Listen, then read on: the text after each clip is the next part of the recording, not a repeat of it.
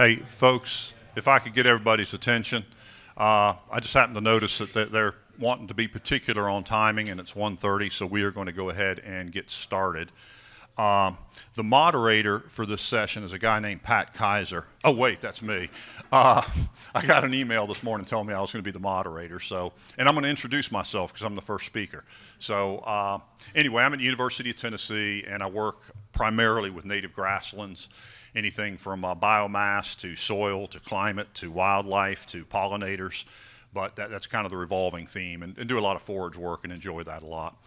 So today, that's all the introduction I'm going to get. I don't deserve any more than that. But what I do want to do is, actually, I got to see if I'm smart enough to do this technology thing here. So y'all just give me a moment here. Am I even seeing the cursor? There it is.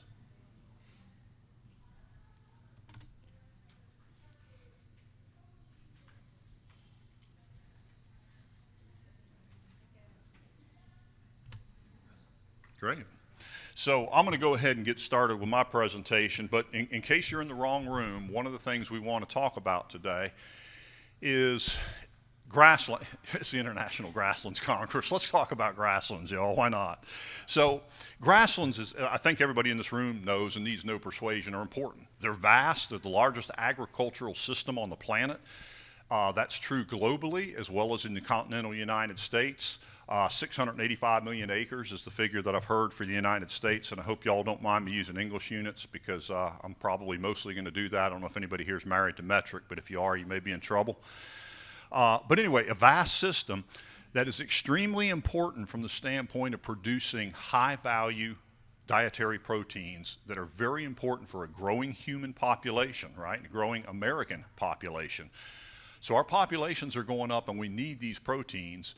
And what a lot of people who don't appreciate grasslands don't maybe recognize is that these grasslands aren't necessarily appropriate for other types of agriculture. In other words, they should not be growing row crops. And so we're taking advantage of lands that aren't necessarily good for row crops to produce high value animal proteins that are very important to us. Consequently, there's a fairly substantial economic value to grasslands.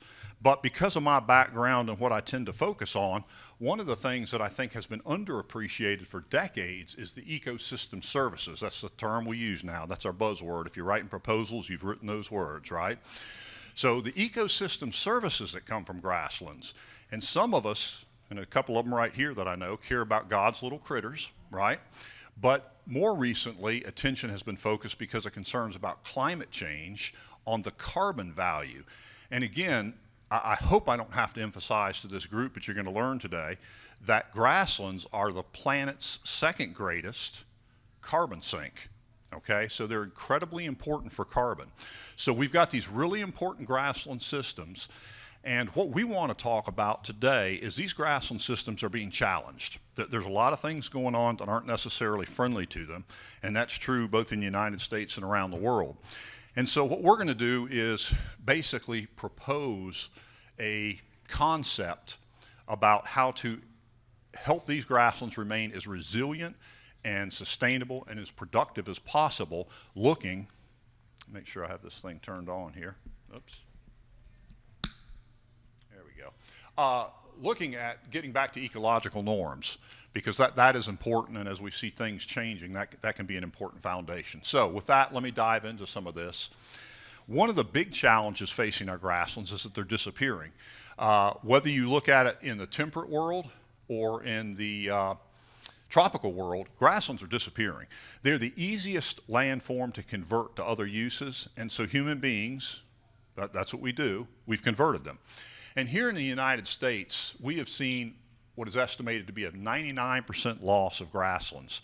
Now, our focus today is going to be on the eastern half of our nation here, and a lot of discussion occurs out there about what used to be here back in 1491, but the best lines of evidence indicate that we had a matrix of closed canopy forest, open canopied forest, and grasslands, including some extensive prairies of several million acres, for instance, on the western Kentucky-Tennessee line. And so we had, and by the way, this particular map is focused on the open canopied forest, but of course we had the Prairie Peninsula sticking in here. So extensive grasslands, 1% of those are left today, and consequently, these grasslands are considered the most imperiled ecosystem in North America, certainly in eastern North America. And that same challenge exists outside the United States as well. If grasslands have disappeared, then it should not shock us that some of the biota associated with those grasslands have disappeared. What you see there is range maps produced by the USGS of population trends of 4 prominent grassland birds that we have in eastern North America. What I want to explain to you is red is bad. Okay, so what that means is for the past 50 years, for instance, this species right here, grasshopper sparrow, the vast majority of its range, these birds have experienced a negative population trend. Northern bobwhite, same thing. These red numbers here are the total population decline over that period. So what you can see, for instance, grasshopper sparrow, 73%, 67, getting up to 80% with our meadowlarks, and northern bobwhite, poor thing, wins the day at 86% population decline over the past 50 years. That's pretty substantial, folks, and if we were paying more attention to that, we might view that something along the lines of a dust bowl when it comes to birds. So that's a real problem, and I'm not going to mention pollinators at this point, but again, it doesn't take a whole lot of imagination to suspect that some of the problems we have with pollinators have to do with the extent and health and integrity of our grasslands. Well, another issue that we're certainly hearing more and more about every day, in fact, at the University of Tennessee, along with 13 other land grants, we just received a very large grant from USDA under their Climate Smart program, focused very, very heavily on carbon. So one of the things that we have known for years is that some of the largest carbon stocks on the planet are associated with grasslands. And interestingly enough, in the temperate world, we actually have more carbon stored in grasslands than forests. And something else that's really come to light with a lot of our western fires recently is that those carbon stocks associated with forests are not real stable because these things called fires get in there and destroy them, right? And so that 99% or 95% of the carbon associated with the grassland is underground. Burn it if you want to. You're going to woof off a little bit of it, but the vast majority of that carbon stays behind, and that's great news. So what's the opportunity against some of these challenges that we're facing? Well, I want to take you on a brief tour of this map right here. What you see in green is the extent of C4 grasses that occurred naturally in the eastern United States back in the day before European settlers changed it around. And to me, it's somewhat surprising because I never would have guessed that C4 grasses would have gone that far north, but apparently they were dominant in those areas and really continue to be in undisturbed grasslands. The blue is a depiction of the tall fescue belt. Now, I assume most of y'all are familiar with tall fescue, but it's a very resilient C3 grass. I'd submit to you, if it wasn't as resilient as it is, we probably would not see the extent, the reliance on a C3 grass that we see right now because of that particularly tough grass. So what we've been doing is we've been asking a really tough C3 grass to do the job of a C4 grass. In other words, if we look at the ecological norms historically of the eastern United States, it is C4 country. If some of the predictions about climate are going to come true, if those forecasts are going to prove accurate, then we're going to wind up in a world where extensive droughts, heat waves, and so forth are going to become probably more common rather than less common. So that gets at the whole issue of resilience. So what we propose as part of this concept is that there is a place not to get rid of existing grasses, but to complement existing grasses with some of our adapted native grasses, those that dominated this region historically. And those grasses, because of their adaptation to this region and the region soils, one of the things that you may hear about from work recently done at Green Acres, and Keegan Swilling, a PhD student, went into the greenhouse and established native grasses in pots with real soil to evaluate the response to acid. Keegan, I don't want to steal any of your thunder, but if I remember right, down to 4 or 5, no measurable impact, which aligns with the existing research out there. with native grasses, that they seem to be fairly oblivious to acidic soils. And one thing many of you know that work in this region is that we have some fairly acidic soils here with all our ultisols, and yet these grasses can prosper here. So they represent an opportunity to perhaps readjust, re-envision our grassland management systems in this part of the world. So a few of the things that we're going to talk about, Dr. Kia Gatto from Ohio State is going to talk a little bit about productivity. This is just a teaser. The rest of these slides are just going to be a little teaser for the talks to come. But this is a 5-year-long, actually I think it was 7-year-long if memory serves, up in Kentucky where they looked at yields of a bunch of native grasses. And this is a similar variety trial we did in Tennessee. In fact, we basically copied what y'all had done up in Kentucky with Gene Olson. And we got very similar yields as y'all did, 4.5 to 5 tons. Interestingly, at the same time, Gene was running a Kentucky 31 trial at the same property. And you can see that we can produce with these highly productive C4 grasses more tons per acre. But what's even more telling is that increase in yield, 50% greater yield, came with 1/3 the nitrogen. Gene was putting out 180 units of nitrogen to push that 3 tons of tall fescue. And with the natives, both the study in Kentucky as well as Tennessee were relying on 60 units.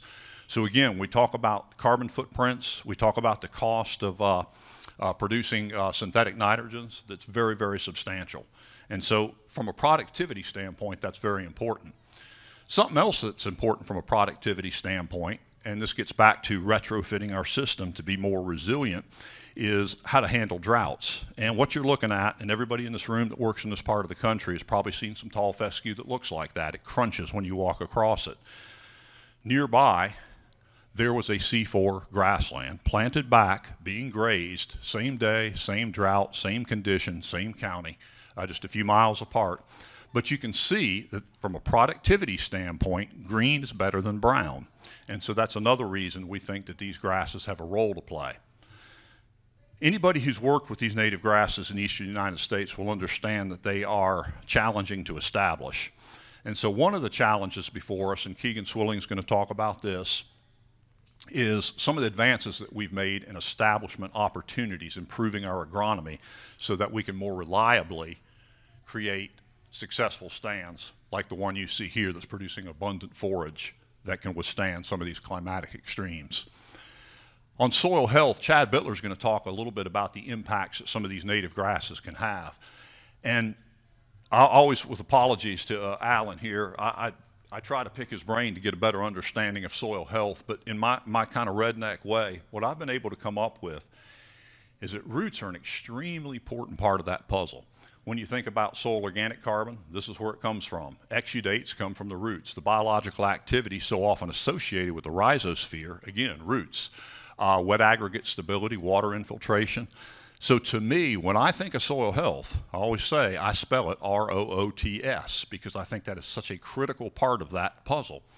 And so one of the neat things about these natives is that they have these legendary root systems that go quite deep into the ground, are quite large and quite productive. And so again, that is an opportunity where we can benefit in terms of soil health and carbon storage. I've mentioned our little feathered friends and some of the declines that we're seeing.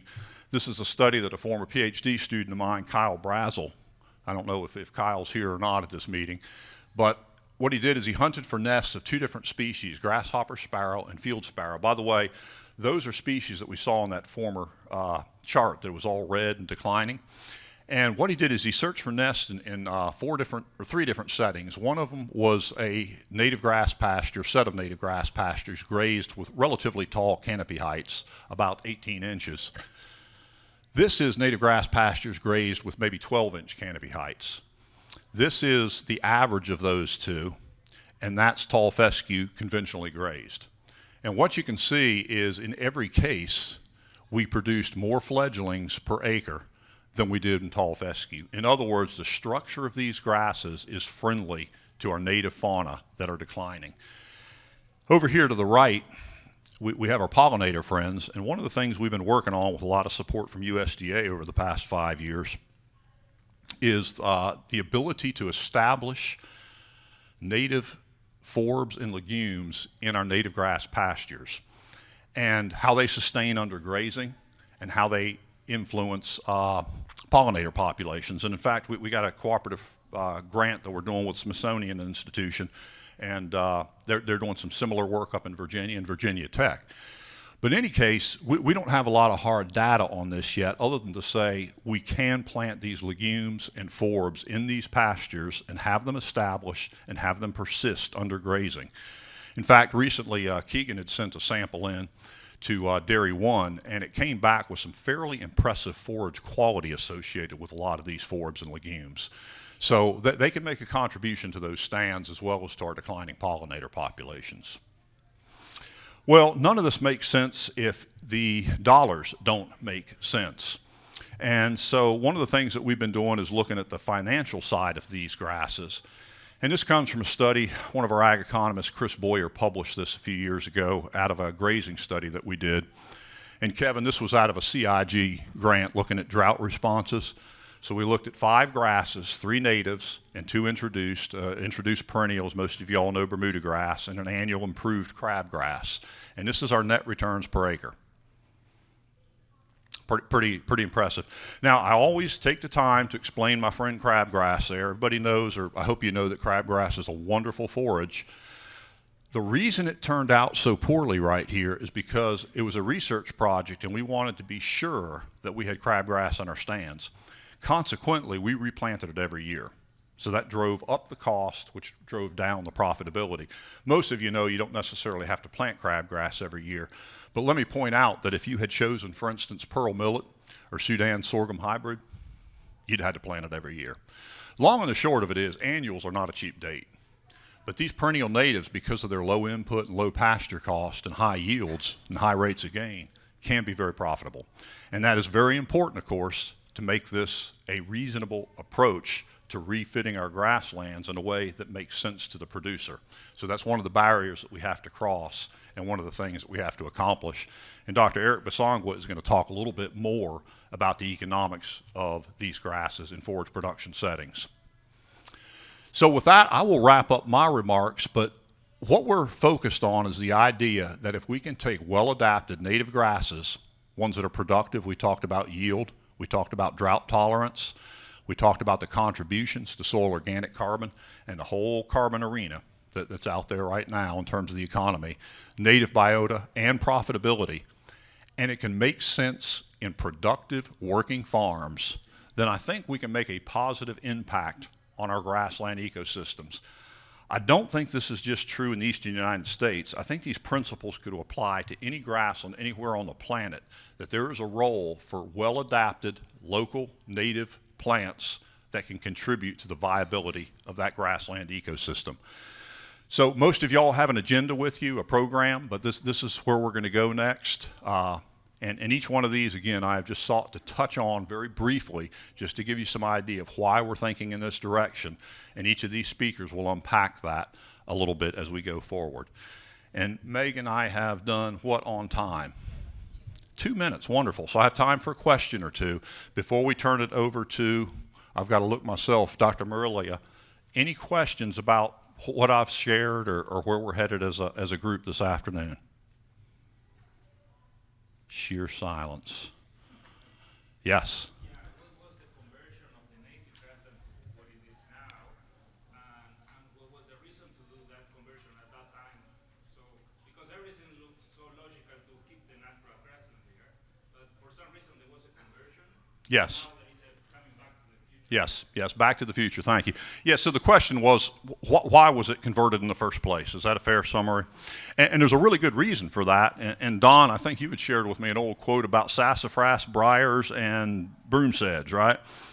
And so one of the problems with these native grasses is that they are tall growing species, and as such, they are vulnerable to overgrazing, more so than, for instance, our tall fescue or our Bermuda grass or our Bahia grass. And because of that, and through years of maybe taking them for granted and not appreciating them, not managing them the way they need to be managed, they faded out. And that would be true of places that have been in pasture for an extensive period of time. But anything that could have been plowed in the eastern United States at some point or another was plowed. I've actually been up in the Blue Ridge Mountains and been told before that became a national park that was plowed too, which fairly boggles the mind. But the point is it was probably plowed, allowed to grow up to a closed canopy forest and grasses shaded out, or the overgrazing, or some combination of all three of those. So very, very good question though. Very good question. One last question? Okay, well, if Marilia, if you will come on up, and I'll let you queue up your slides here if I can at least get that far. So, Dr. Yes? Plenty of seats up front. Come on in. Come on in.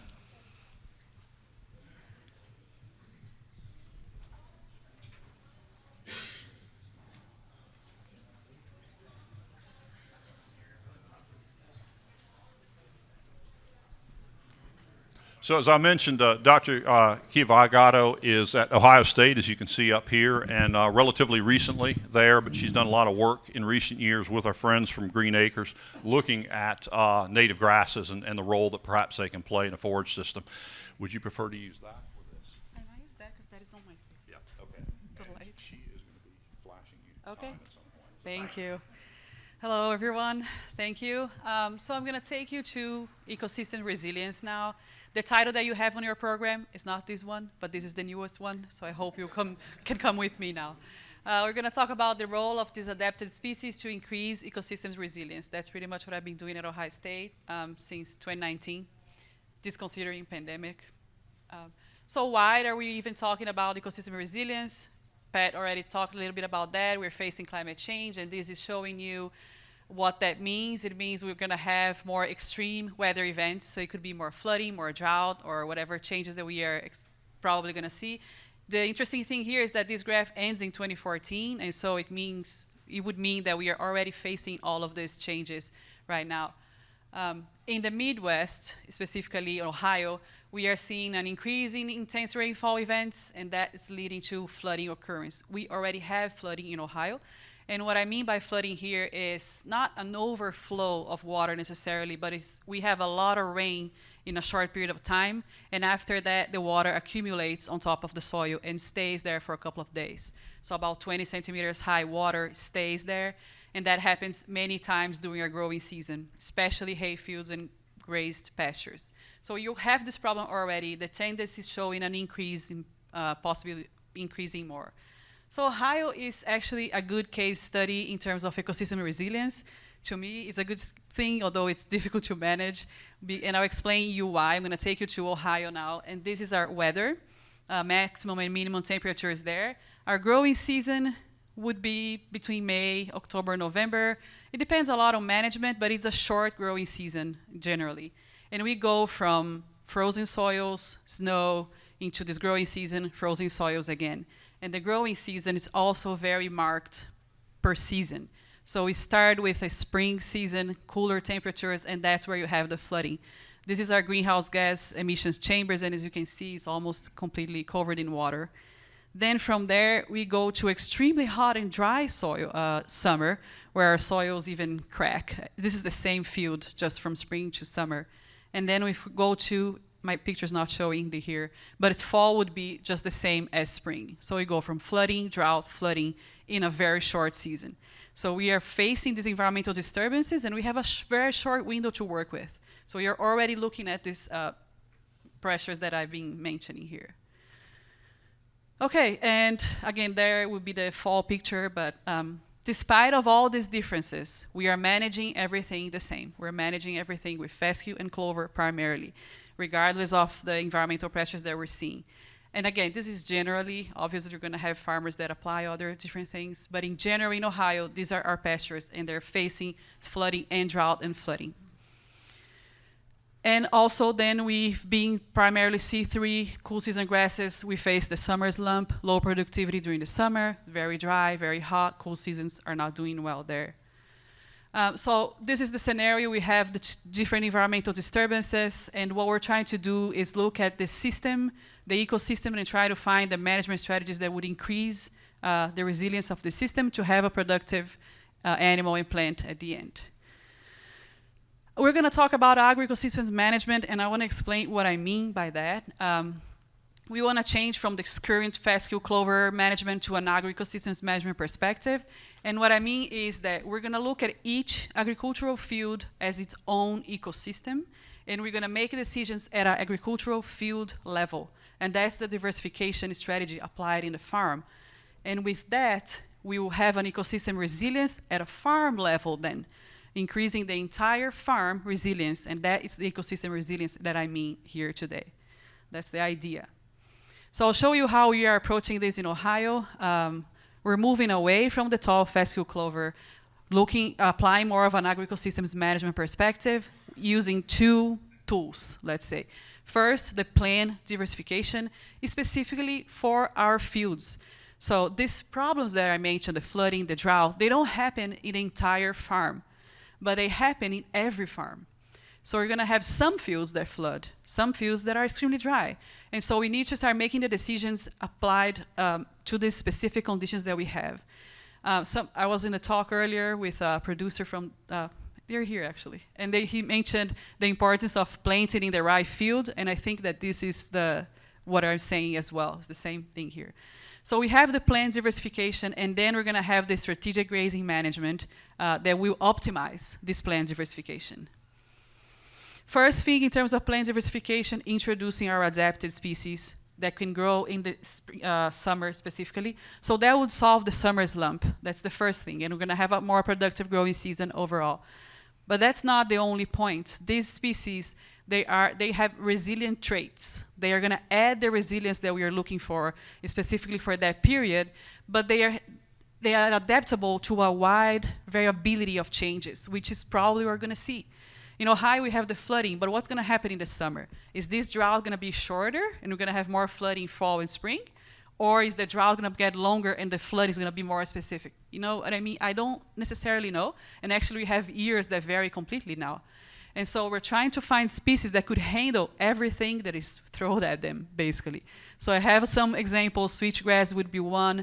Well-developed root system. This is a resilient characteristic, right? Adding carbon to deep soils, nutrient cycling, water cycling, fertilization, oxygen throughout the soil profile. Lowland, upland, different types that could handle both the flooding and the drought in our scenario here. Switchgrass, though, is a little bit difficult. Pat was saying a little bit about this. It's a tall grass. It's kind of difficult to graze, but we can do it. And then there's other species as well. Big blue stem, Indian grass, high quality forage, still with the same resilience traits. Extensive root system, tolerates a high range of soil types. Gamma grass, widely adapted to drought and flooding. So if we plant that, whatever happens in Ohio, in our case study here, you would be able to grow and still provide a productive season.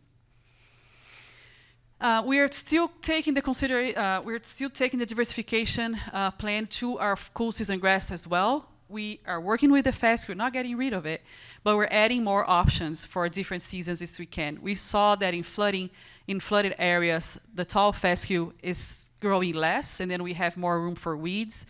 Clover took some space, but when we planted orchard, we opened room for that, and then we still had grass, even on flooded plant areas as well. And we're adding another option to this Kentucky bluegrass to, again, try and add this plant diversification to increase overall resilience.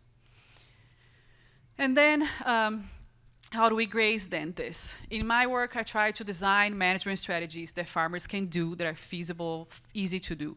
And so I was thinking we should find one framework that would work for both, for warm and for cool season, and then I could translate that into a management and say, this is what you do regardless of the species you're planting. So the way that we are going to try this now is using the structural characteristics of the canopy and base that in light interception and leaf proportion. If you increase leaf, you increase in quality regardless of the species. So it is broad enough that the framework applies to different species, but it's going to be specific to the mix that you have, either cool or warm season.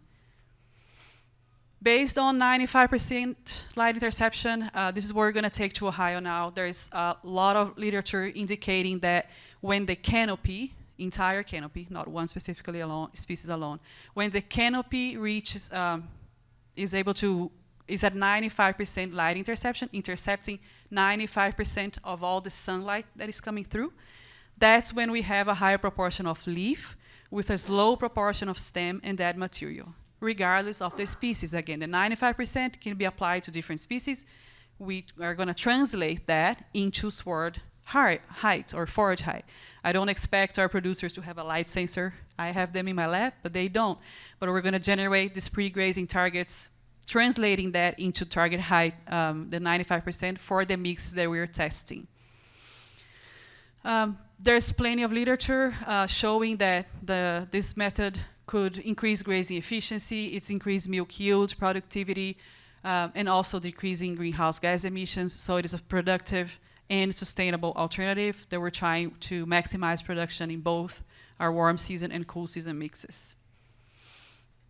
This is what we're going to try. So we're going to have we have the different cool season and warm season mixes, and we're going to compare them with the conventionally managed, which would be boot stage for us in Ohio, and compare that with the 95% light interception with both the warm season and the cool season mixes.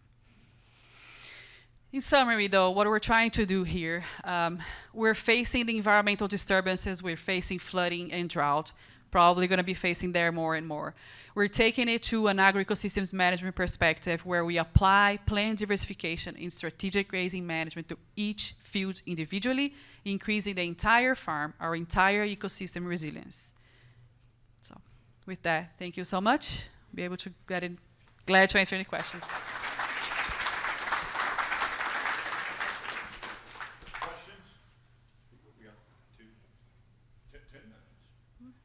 Sure. Do it again. Questions? And they certainly apply to earlier talk, to anything she said or something even on this subject. Any land preparation? You showed plenty of examples of water standing on soil. Are you planning any land preparation activities or is it just an inherent soil type that's going to be water? The question is about the flooding, the water accumulation that we have in soil.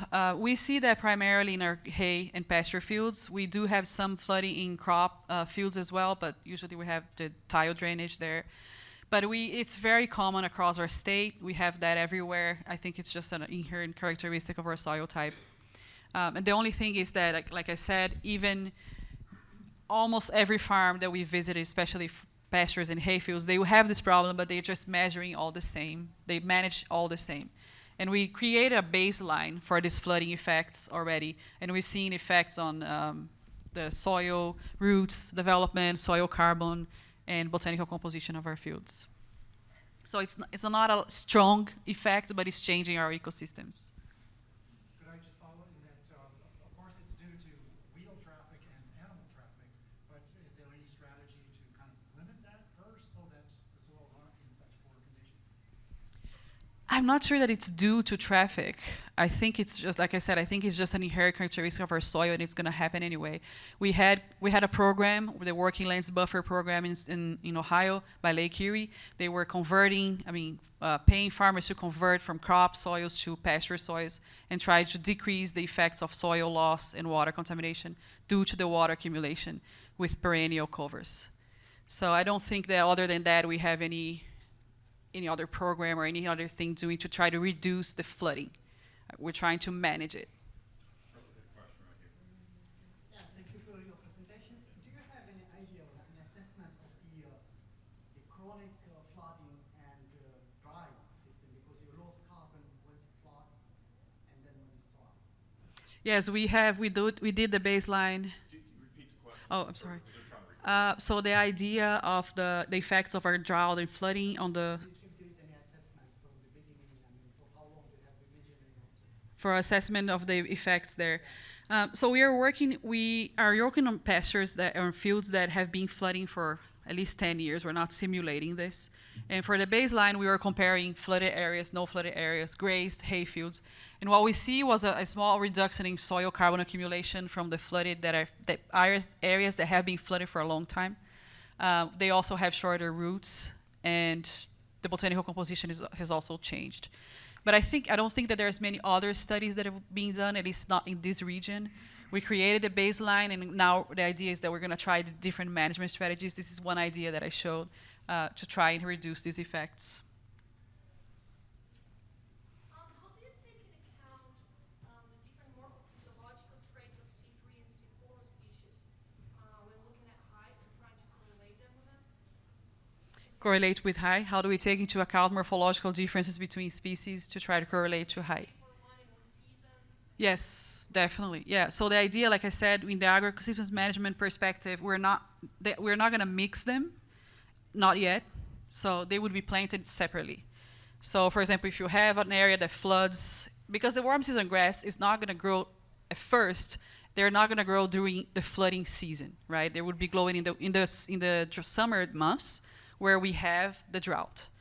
And so, but although we don't know, because sometimes we have late floods or earlier floods.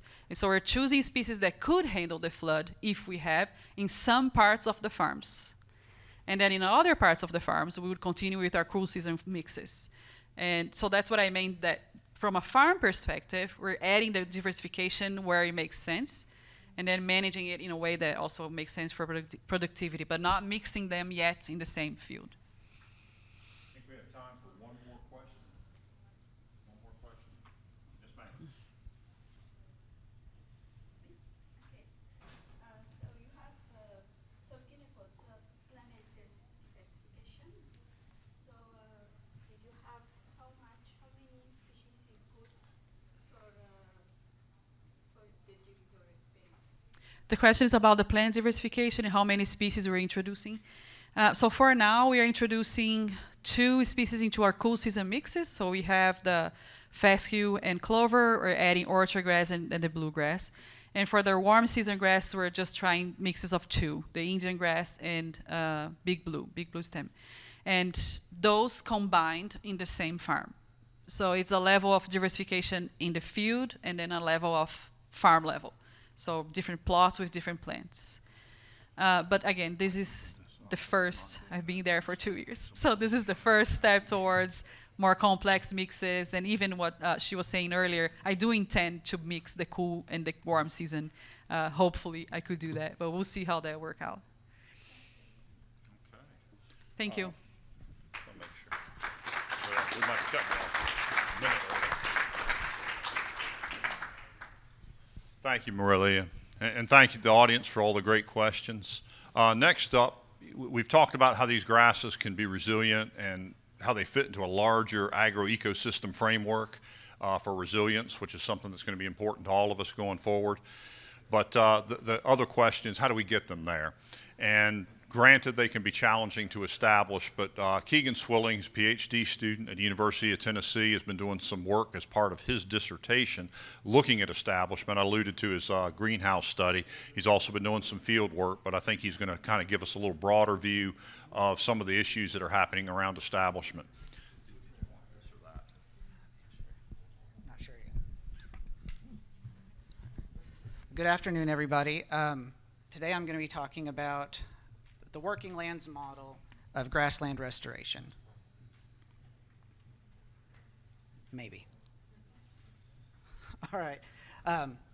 As you've heard, I don't know if I can do this. As you've heard, there are many benefits we can realize from restored native grasslands, including resiliency to climatic extremes, sustainability, including healthy soils, biodiversity, and economic viability, all of which are aligned with ecological norms. Let's see. As such, they are a viable tool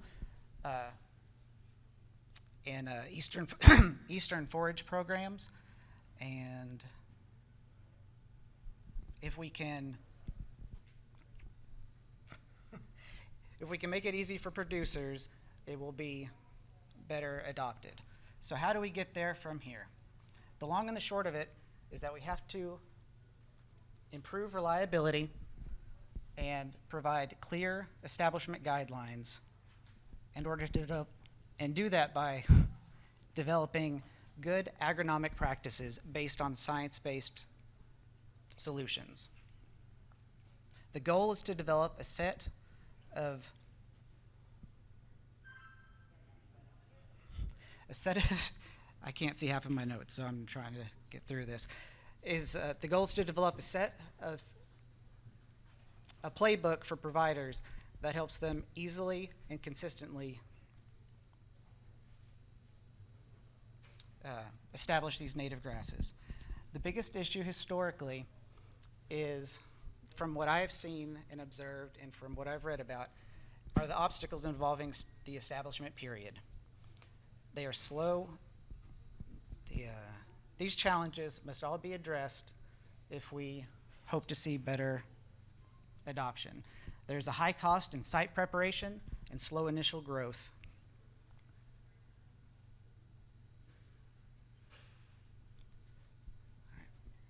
So, natives need a well-prepared seed bed. They also need a smooth but firm soil surface in order to have proper seed-soil contact. Both of these necessities require a significant amount of forethought, equipment, and tractor time, along with access to high-quality seed and planting equipment, all of which add up to costs that producers have historically been leery about due to misgivings surrounding grassland establishment.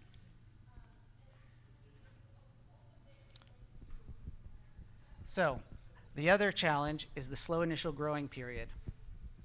These native grasses take a full season to grow, sometimes even more.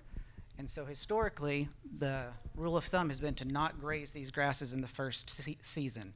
And that seems to be the case with the current agronomic practices, but maybe with future agronomic practices, we can reduce this time and up productivity. So again, how do we get there from here?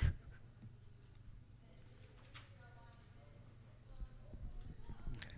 Well, the good news is that we know how to grow native warm season grasses, whether it's on the roadside or wildlife management areas or reclamation projects, and even in the forage context, we know how to grow these native grasses. There's always more to learn and refine, but as time goes on, we need to shift and look at the human factor. We need to look to producers and the challenges they are having and see how we can make their lives easier and more profitable.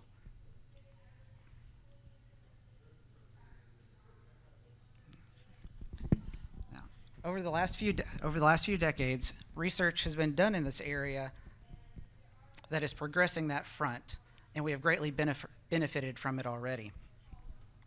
The experiments done in the last 20 years or so have shown the benefits of herbicides, that these native warm season grasses benefit from pre-emergent herbicide, and that the disruption of the soil increases recruitment.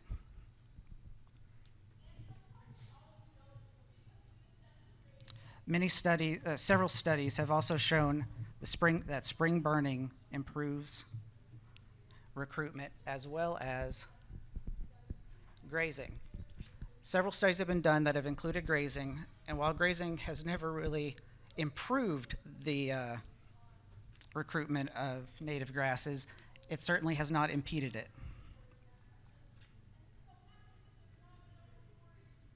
These experiments have paved the way for us to begin working on grazing and profitability. And one way to address the first season profitability is the incorporation of cover crops or nurse crops. So cover crops are used to protect the soil, improve improve the soil via root structure and carbon content, and they are a direct weed control pre-season. Nurse crops, on the other hand, are planted along with the natives in order to be a direct weed control and possibly forage during the establishment period. In order to continue this path of profitable first-year grazing, we at the University of Tennessee, along with the good folks at Green Acres Foundation, began a project to evaluate the effects of site preparation on seedling recruitment. The experiment ran from 2019 to 2021 and was located in the Lewis Township, Brown County, Ohio, which we'll be visiting Wednesday if you guys are coming along.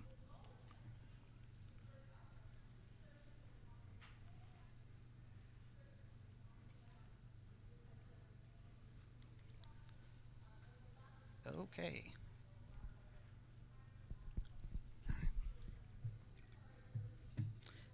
In our I've broken it.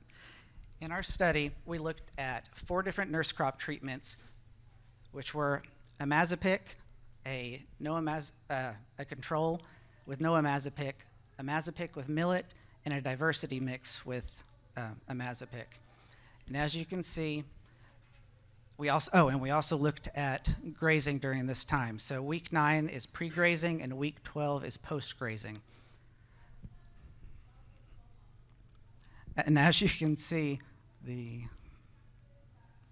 historical norm of using imazapic as a pre-emergent herbicide is the way to go.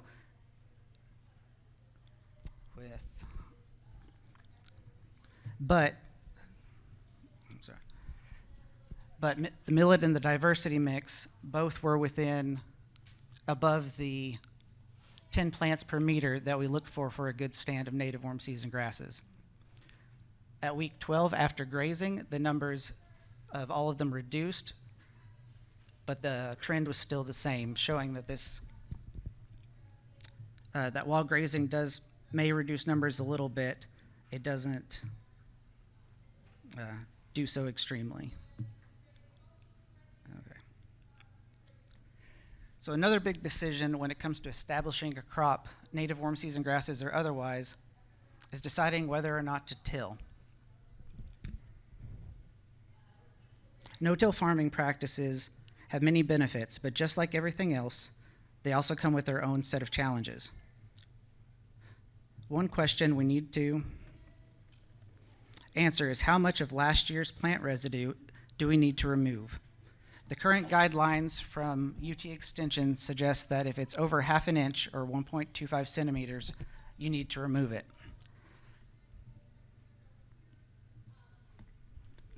So along with the grazing trial we did at Brown County, we also did a thatch trial where we looked at several different depths of thatch along with thatch type over the first 9 weeks of the establishment period. And what we saw was that even 1 centimeter of thatch reduces, oh, yeah, that's supposed to be a 0. Over 1 centimeter of thatch reduces the seedling count by over 50%. This effect was seen to continue over time from week 6 all the way to week 9 and even into 12, showing that there's no recovering from a bad start.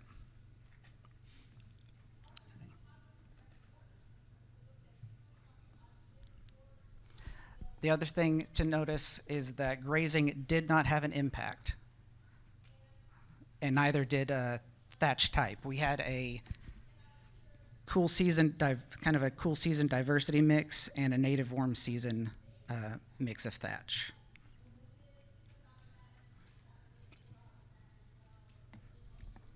Another trial that has been mentioned before, that was mentioned earlier, is a greenhouse study where we potted big blue stem into pots and looked at different mixes of phosphorus and pH and those interactions. And what we found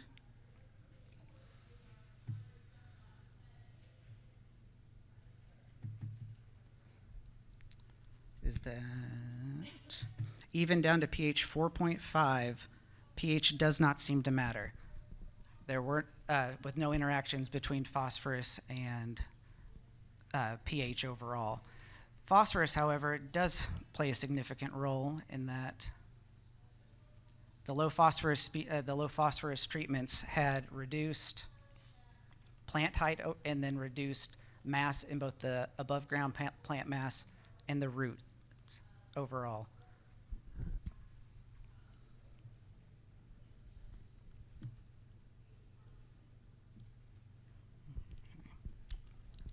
Another question we need to, yeah. Another thing we need to do is broaden the window and make it easier for producers to find the window to establish their grasses. And in 2015, a study was done at the University of Tennessee that found that planting from December all the way to March is just as good as dormant season planting.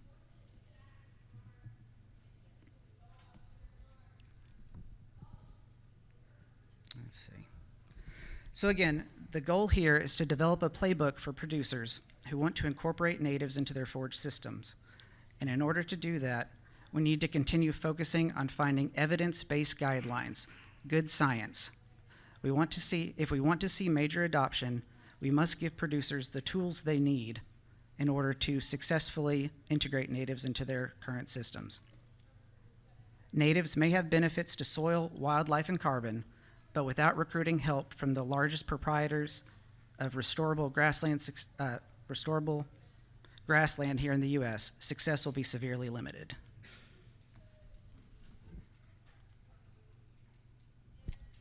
And with that, I will take some questions.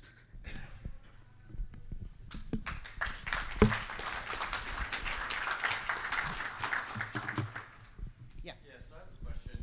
So in our region of Virginia, we're seeing increased awareness and interest in native warm season grasses, but there's also reluctance to use herbicides or to work up, the soil and potentially destroy the soil structure. Yeah. Have you all looked at, or are you aware of any other research that looks at utilizing grazing and livestock impact to integrate the native warm season grass seeds, into a combination of cool season and native warm season kind of mixes? Trying to think if I had that full question, if I understand it. Using grazing to help prepare the seed bed, is that? So you talked about working Yeah. with the soil and working with NRCS and EQIP. That has been kind of the promoted practice of Yeah. either working up the seed bed or to use herbicide. But are you, trying to integrate using grazing to suppress kind of the cool season grasses to allow the natives to come up? Have you Yes. talked about that at all? Yeah, absolutely, and that's something I did not explain very well, but the main study in Brown County had a grazing component where we grazed between, week 9 and week 12, but in our study, the way grazing was accomplished basically is a situation of too little, too late. So the canopies that the nurse crops we used, the canopies had already gotten very dense and very high, so at that point, even grazing them down, it was too late for the native seedlings to come up. But that was exactly the idea behind the experiment, was to see if we could use grazing to remove that canopy cover and let the natives come up through it. I know there's a couple other studies that have done similar, and that's the big thing is timing. A lot of nurse crops that we use, the canopies flush up very fast, and if you miss that time, it crowds out the seedlings and there's no real coming back. So hopefully in the future we can get better timing for that grazing. I can just piggyback off Yeah. that real quick. So I'm the ag research specialist at Green Acres, and we're doing a project with Ohio State. Basically, we have an experiment looking at a treatment to establish native warm season grasses without Hey, Dan, herbicide. they're trying to record it, so. Sorry, my name's Dan. I'm the ag research specialist at Green Acres. I'm not trying to steal Keegan's thunder, but since it was relevant to your question, I just thought I'd throw out there that we're doing an experiment where we look at the treatments where we use herbicide, and we actually have a treatment where we don't use herbicide to establish these native warm season grasses. Can confirm, not using herbicide, it is very, very difficult to really get a good stand of these native grasses. We did 2 rounds of cover crops, and you can't even tell, basically. I mean, it didn't really do much to help those natives. So basically, herbicide is going to be a really good idea. Can I ask one more question? Yeah. Did you drill the seeds, or did you till the soil? Like, how did you prepare it if you didn't use herbicide? So this is a great introduction. If you guys are coming to Green Acres on Wednesday, you can learn a lot more about this. But basically, the treatments were the 2 treatments that used herbicide did not use tillage. and the treatment that did not use herbicide used tillage. Okay. Yeah. Minimum till, like used a Truax drill? I believe it was a rototill. Is that correct? Yeah, for the tillage or for the planting? Seeding. Oh, I'm Seeding sorry. is a Great Plains with a native seed box.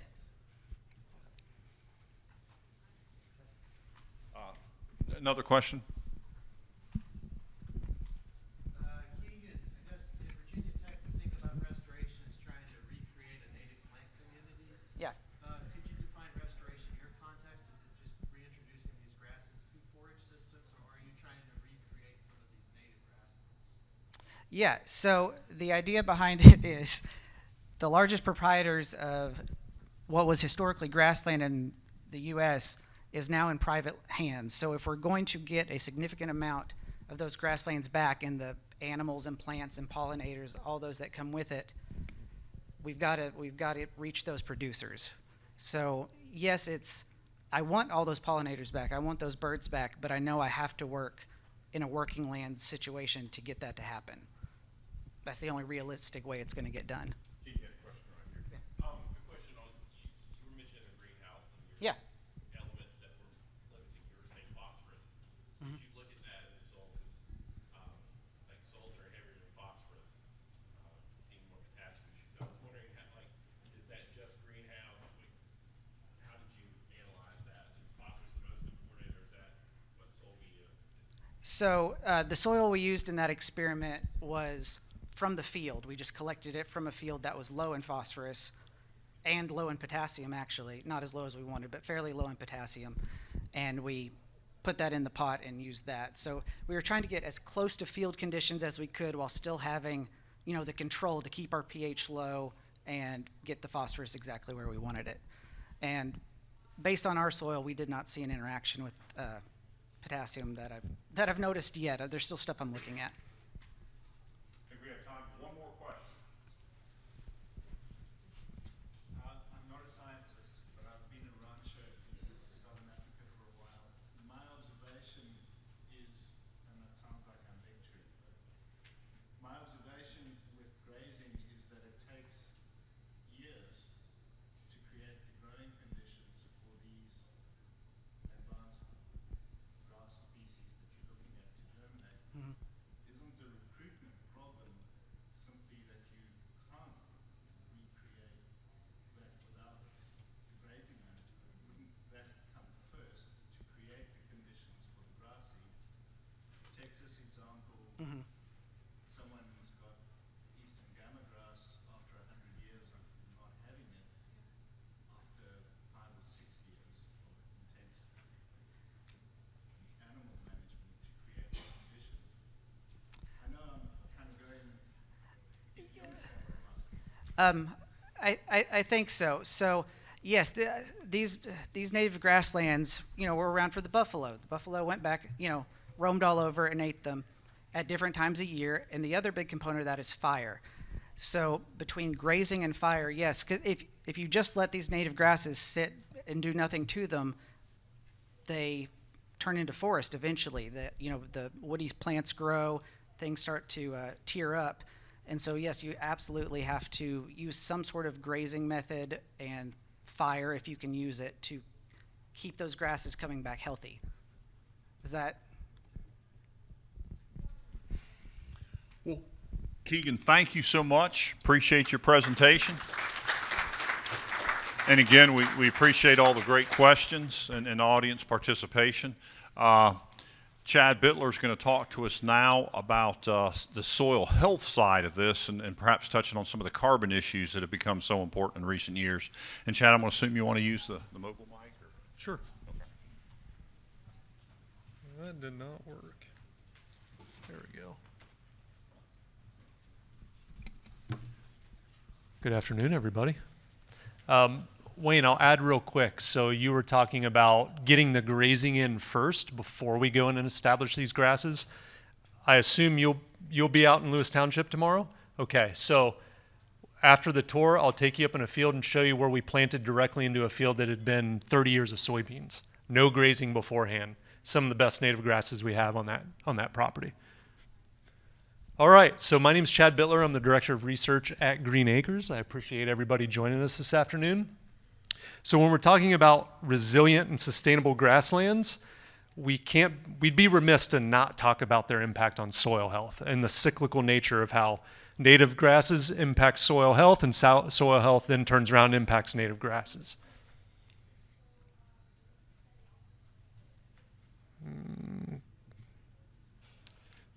Bear with me a second here.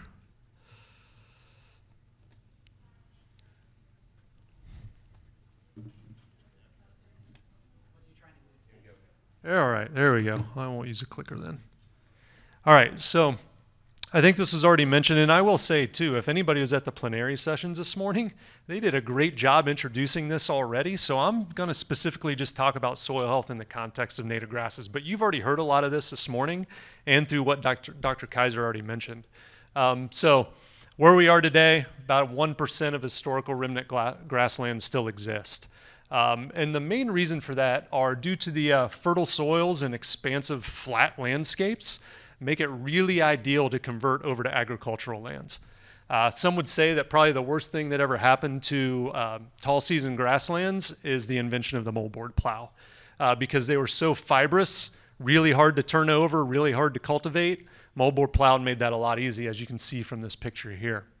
Over the past 2 decades or so, the ability for grasslands to sequester carbon have really heightened the awareness about the importance of some of these tall native grass species. Also mentioned today, one of the big reasons, so I will state all perennial grasslands have a positive impact on soil health. Just getting that perennial root in the system, especially if it's being grazed, you're adding benefit for soil health. The difference with the native grasses that we're talking about here are those deep and fibrous root systems. So much more robust than like fescue or a cool season grassland. In fact, 95% of organic matter inputs come from the roots in a native warm season grass ecosystem. Root decomposition is a major pathway for carbon to enter the soils. Higher decomposition rates equal less recalcitrance, increased soil organic matter, favorable microbial food sources, and improved nutrient cycling. This study here from Ashworth et al. Looked at the rate of decomposition between native warm season grasses and orchard grass. And the conditions that they looked for were under dry, wet, grazed, and ungrazed. And also with fertility added or just control. And in 3 of the 4, there were actually a significant difference in rate of decomposition with native warm season grasses. So what that means is native warm season grass roots were actually breaking down quicker. That just shows that they could be a quicker source for microbes, could have quicker nutrient cycling. I'll touch on that here in a second, but this is a good foundation for some of what we're going to talk about with the importance of roots in these grasses. So soil carbon, as we all know, is really the engine behind the system. Native warm season grasses store about 2/3 of their carbon underground. Root sloughing from the rate of decomposition leads to a more favorable food source for soil microbes, which increases derived soil organic carbon. And also soil organic carbon has the slowest turnover rates in all terrestrial ecosystems. We'll touch on that here in a little bit, where we're talking about mineralized organic carbon or organic matter as well as particulate. So this study here, oops, wrong button. This study here looked at a reconstructed prairie, both under fertilized and unfertilized, and they compared it to cornfields. So as you can see, oddly enough, the unfertilized prairie had a higher absolute difference in root carbon pools after 6 years than even the fertilized prairie. So that, I thought that was a really interesting fact. So one reason may be because when you're adding the fertility, the roots don't necessarily have to supply a lot of that. I mean, because it's already supplied for them. So why would the plant invest a lot of energy into having a more robust root system when to harvest nutrients when it's already given to them. So when we talk about soil organic carbon, closely tied to the water cycle. So for every 1% of increase we have in soil organic carbon, we can expect about a 2 greater than 5% increase in water holding capacity. I'm sure some of you have heard before the term soil carbon sponge. That's where that would come into play. When you can increase your soil carbon, thus increase your water holding capacity, the roots also help with increasing your rate of water infiltration. So that can improve not only your quality, but also your quantity, help restore groundwater, things of that nature.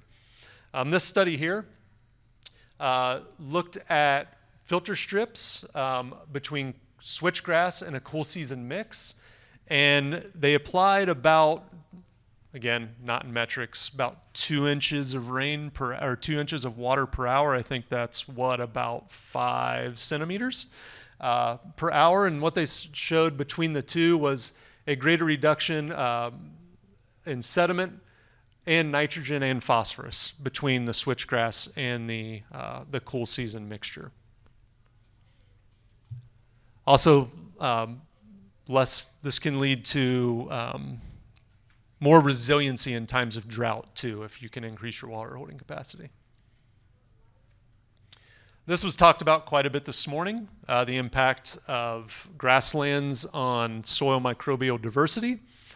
So this was a study that looked at native prairies in Illinois, Wisconsin, and Kansas, and then a reconstructed prairie in Wisconsin and a switchgrass plot, which was probably used more for bioenergy, compared to some cultivated corn plots in Illinois, Wisconsin, and Kansas. What they showed is not only a greater microbial abundance, but one thing that was mentioned this morning is native warm season grasses are arbuscular mycorrhizal fungi dependent. So as you can see here, some increases in AMF as well. This was done utilizing, I believe, a PLFA, so looking at phospholipid fatty acids to be able to differentiate between your soil microbes. So why is this important? Microbial biomass would be supported through the increase in soil organic carbon. Also soil moisture, so as we talked about before, as well as your above ground biomass, so keeping the soils cool, just makes for more hospitable conditions for our soil microbes. So nutrient cycling. Again, direct impact of increased soil organic carbon formation, improved water cycle. Of course, nutrients need water to dissolve and transport nutrients. Increase in soil biology has a direct improvement on nutrient cycling as well. So here, with native warm season grasses, this study by Bai and Cortrufo found that 62% of organic matter goes into mineral-associated organic matter, and about 19% of the root litter goes into particulate organic matter, or POM. So why is that important?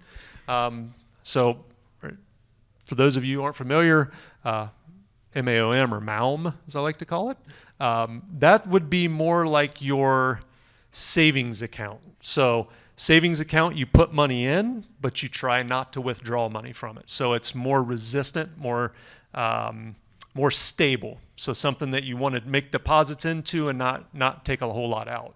Whereas your POM, or your particulate organic matter, this would be more like a checking account. Whereas often as you're putting stuff in, you're taking stuff out.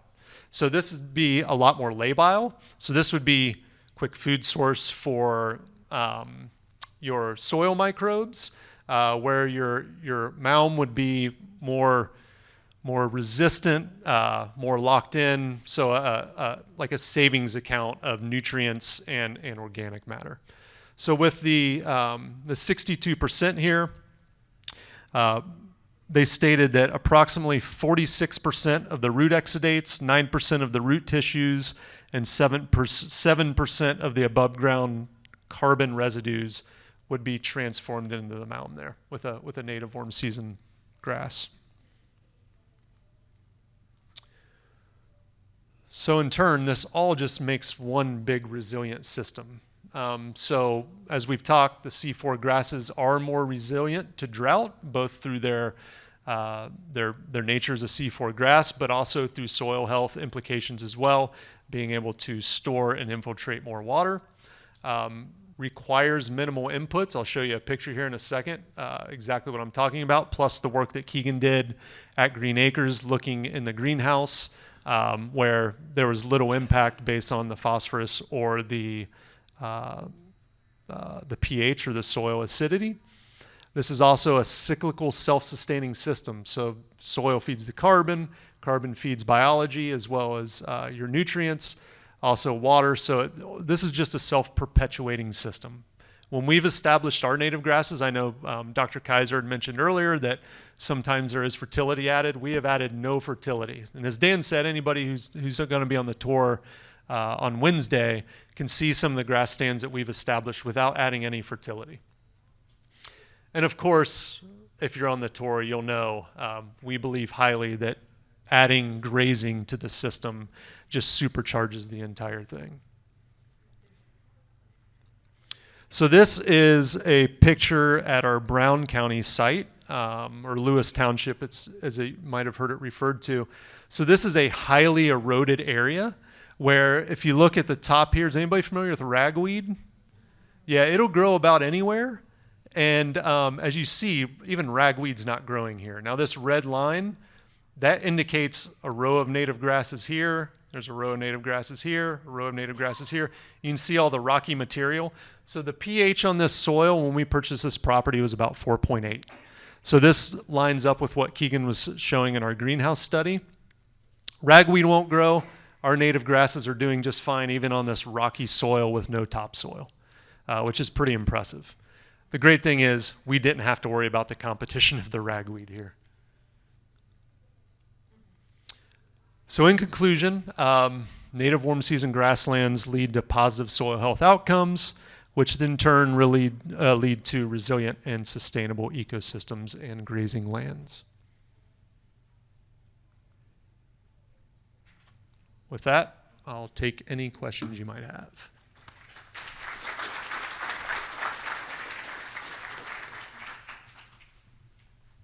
Questions for Chad?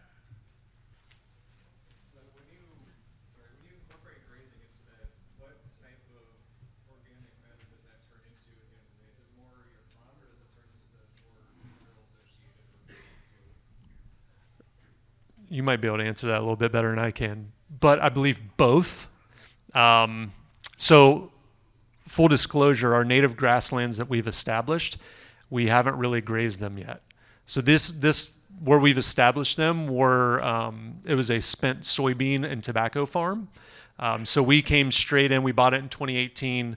We came in 2019, planted cover crops, and then went in with, once we started working with Dr. Kaiser, we established our native grasslands in 2019 and 2020. So one field we grazed for the first time last year, and then the second field we'll graze for the first time this year. What's been your average cost per acre to establish it? It's a good question because I'm a researcher and I don't care a lot about that. That's probably a better question for our livestock manager who's here somewhere. Oh, there he is. Have you done the math for what we're going to spend at Indian Hill? I don't have those numbers off the top of my head, but I'll get them to you. Dr. Kaiser. But there's, as Dr. Kaiser was saying earlier in his presentation, the benefit is that they have a permanent warm season on the farm. There's big economic benefits there that you're not having to plant every year versus the summer. Yeah. Beforehand, to fill our summer slump, we were doing warm season annual mixes every year. So to answer Alex's question real quickly, right now if you went out and bought seed to plant what they planted, you'd have $150 an acre in it. And from there, it's going to depend on what kind of work you have to do to prepare the site for planting, as Keegan alluded to. So if you can get away with a single application of glyphosate, custom applied, $25, and if you've got to do multiple applications, like if you're trying to kill Bermuda grass 4 quarts per acre. Cost just went up, multiple applications. So if you had $300 to $350 in your pocket, I would tell you under normal circumstances, you would reasonably expect to get a stand. Thank you. Gentleman back here, I think you had your hand up first. Okay, thank you very much for the nice presentation. I have one question. I do agree with you with respect to the end fertilization versus non-fertilized system. So the plant, of course, explore the system as far as there is poor resource system. But there is some limits. It depends how you manage your system. Sure. If you are exploring too much, Yeah. then the system will collapse, and your grassland will not anymore be able to explore the resources. Another thing is very important with respect what you call the minerals associated organic matter. If you have a poor system, the plant develop what we call the fine root. And I do believe I disagree with Kotrop a little bit, because the most, as much you have fine root in the system, the fine root gets penetrate to the aggregates and store carbon. The most of stored carbon is coming from the fine root that explore the aggregates. And this is a kind of what you call poor system, benefit system in terms of sustainability, but also in terms of carbon sequestration, long-term carbon sequestration. Yeah, absolutely. And so one thing about exploiting the system, that would be like in a graze or a haying system would be a good example of that. We don't hay, we graze everything, so we're cycling those nutrients back in. Or if you just left it and you didn't manage it at all. But with our system, and I should have put a qualifier on that. We do graze it, so we will be cycling those nutrients through, and we do fire as well, so we will burn as well. But yep, yes sir, good point. Yes sir. My question is about the fertilizer. I mean, effectively you're mining the soil. I don't know enough about your soils to know how long you can use it for. Our soils out there aren't great now, and that's what we're trying to reestablish. But we've never added fertilizer even at our Indian Hill facility, which has been grazed since 1949. So we're not organic, but we are organic. So we're not applying any kind of NPK, or at most we'll add is lime, ag lime, but we don't add any type of fertility. That's what we have the cattle for. Sir. I was going to ask, you were saying your non-fertilizers is your fertilizers. Did you look at any microbial activity within those, coexisting within those root structures to see if they're native microbes, the native grasses, if there's an interaction where they're maybe fixing nitrogen that gives you some level of fertilization back in natural environment? You're talking about our own farm? Yeah, so we do PLFAs. Chad, have we done any of those on our native stands yet? Okay. So again, we just started planting these in 2019. But yes, that's something to look into. We are probably going to have to cut off questions right there to move on to our next speaker. Thank you, Chad, for an excellent presentation.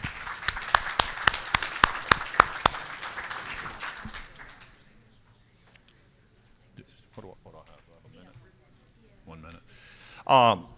As some others come in for our next talk, I wanted to just do a quick commercial advertisement here. You may have noticed a theme here, and that is related to our good friends at Green Acres Foundation.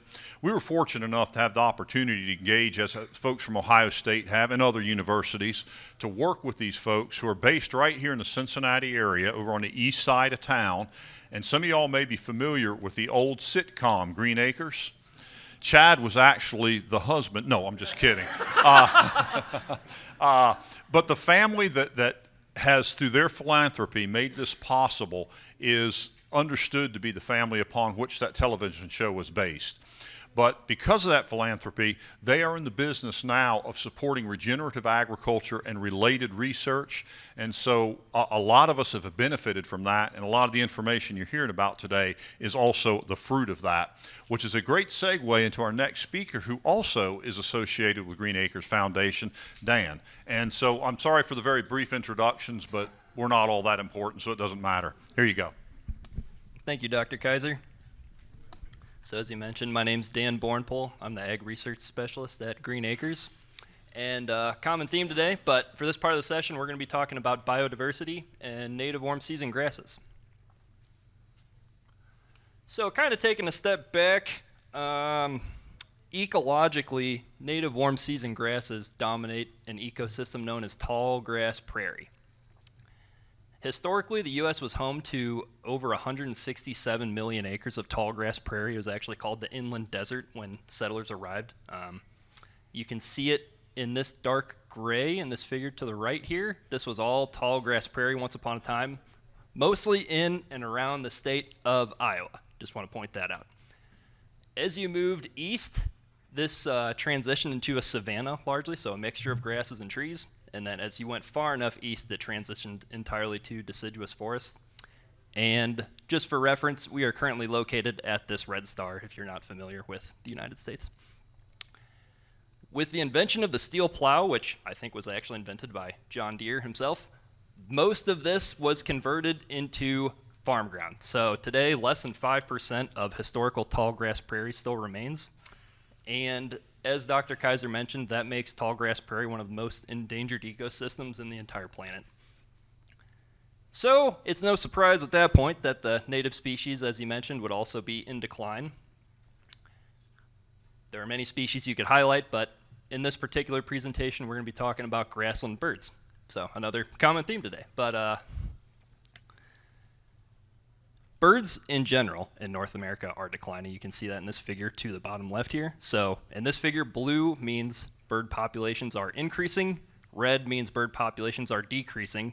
And I just want to point out the darkest red spot on this figure in and around the state of Iowa. So just so you can look at that again, this was where a tall grass prairie was. Now this is where bird populations are declining the quickest. That being said, it's not really any surprise that among all of our declining birds, grassland birds in particular are declining the quickest, as evidenced by this tan line and this tan bar here, with over a 40% decline since 1970 and over 75% of grassland bird species being affected. With that in mind, the NRCS is proposing a working lands approach, as Dr. Kaiser just mentioned earlier, to grassland bird conservation, and in particular, the northern bobwhite quail. And in fact, they actually offer EQIP grants to landowners to establish these native warm season grasses on their property. So you might be wondering, why native warm season grasses? Can't they just make do with our cool season grasses? Which, as our presenters this morning, if you went to that talk, highlighted, they actually can make use of these cool season grasses, but there are some benefits to using native warm season grasses, which we'll get into here. A lot of it has to do with the way native warm season grasses grow. Namely, they are a bunch grass. They grow in bunches rather than form a sod, which a lot of cool season forages do. The main benefit to bunch grasses are that they create these tunnels. This isn't the greatest picture, but it's the best one I could find. This is actually a bobwhite quail chick right here. So these tunnels keep them protected from predators because they're not easily picked out on the landscape. And furthermore, you also have access to this bare ground so that these chicks can forage for insects. So it's just kind of helping them get food. To further illustrate this point, we have kind of two pastures that are being discussed right now. So the one on the left here is a tall fescue pasture that is, I'm assuming, continuously grazed. Just looking at the height, maybe there is some rotation going on there, but it's kept pretty short, just looking at the picture there.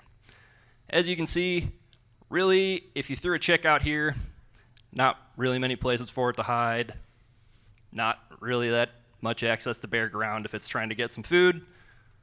By comparison, this is a native warm season grass pasture that's actually out in Brown County. So again, if you're coming on Wednesday, you could actually see us in person. But as you can see, got plenty of tunnels here. These chicks could reasonably find a spot to hide from predators. And there's also some bare ground in here so they can move around and forage for insects. So this bunch growth habit here definitely has its advantages.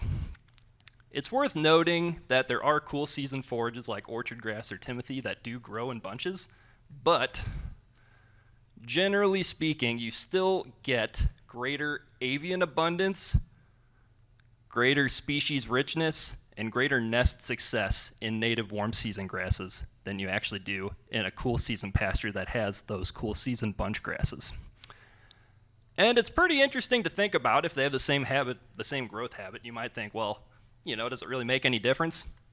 So largely that has to do with how native warm season grasses are managed compared to cool season forages, which really begs the question, how do we manage these native warm season grasses for livestock and wildlife? The biggest difference between managing a native warm season grassland and managing a cool season grassland are that native warm season grasslands are often managed with prescribed fire and grazing, whereas a lot of cool season grasses are just managed with grazing. And what that does is when you have both of those management strategies interacting, you actually get a greater variety of habitats in your pasture as opposed to if you just graze alone. And that can be illustrated in these figures here. So on the x-axis we have time since the last fire, and on the y-axis we have a variety of habitat characteristics here. So we have our tall grass percent cover, we have litter percent cover, bare ground percent cover, and we have our vegetation height. The biggest thing to point out here is that all of these are changing with time since the last fire. So effectively, over time, prescribed fire creates a variety of habitats that you just could not create with grazing alone. Building on this concept, we can see that various grassland bird species prefer various stages of this post-burn habitat. So again, we can see that in this figure to the right. On the x-axis, we have time since the last fire, so just like the last figure. On the y-axis, we have avian abundance for 4 different species. We have dick sissels, grasshopper sparrows, eastern meadowlarks, and upland sandpipers. So, main point here, some species, like the upland sandpiper, very much prefer recently burned habitats. Some species, like dick sissels, tend to prefer less recently burned habitats. And some species, like eastern meadowlarks and grasshopper sparrows, reasonably seem to prefer some intermediate stage here. So with that in mind, the real main takeaway from this figure is that we would recommend burning your native warm season grasslands on a rotation of 3 to 4 years, let's say. So the way that would work, you have your native warm season grassland, split it up into 3 or 4 pieces, and you burn a different section each year. And what that would do is you would simultaneously be creating all of these types of habitat, because you would have one section that just recently got burned, you'd have one section that hadn't been burned in a while but it's about to, and you would have the intermediate stages as well. Building on that concept, so we talked about prescribed fire, now we're going to be talking about grazing. So how do we manage these native warm season grasses using grazing for wildlife and livestock? It's pretty similar to what we just talked about with prescribed fire. So again, we have this figure on the right, we have time since the last fire on the x-axis, and again we have the same 4 species, avian abundance on the y-axis. Biggest difference here, these white bars are ungrazed pastures, these black bars are grazed pastures, and these bars are gray if there was no significant difference between the grazed and ungrazed pastures. Really the main takeaway here is that each grassland bird species has its own specific response to grazing. So, some species, like upland sandpiper again, or grasshopper sparrows, actually respond positively to grazing. Some species, like dick sissels, especially early on after a burn, actually do not respond positively to grazing. They respond negatively. And eastern meadowlarks just seem to respond neutrally. They don't really seem to mind if spot's been grazed or not. So main takeaway here is we would also recommend grazing on a rotation. So that way you would always have a just recently grazed spot in your pasture. You would always have a spot that's taller and just about to be grazed, and you'll always have some spots in between.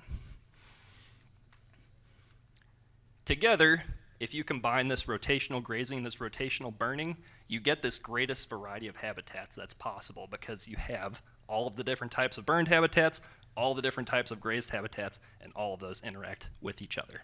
And I think that explains why, even in a native warm season grassland, you still see this greater avian abundance and this greater species richness than in just a cool season grassland. So in conclusion, as we've kind of been talking about this whole time, native warm season grasslands can provide livestock very valuable summer forage when other cool season forages are in the summer slump, while providing much needed habitat for native species. And to create this greatest variety of habitats, we recommend rotational burning and rotational grazing to maximize avian abundance and species richness in these native warm season grasslands. So with that, I'd be happy to take any questions.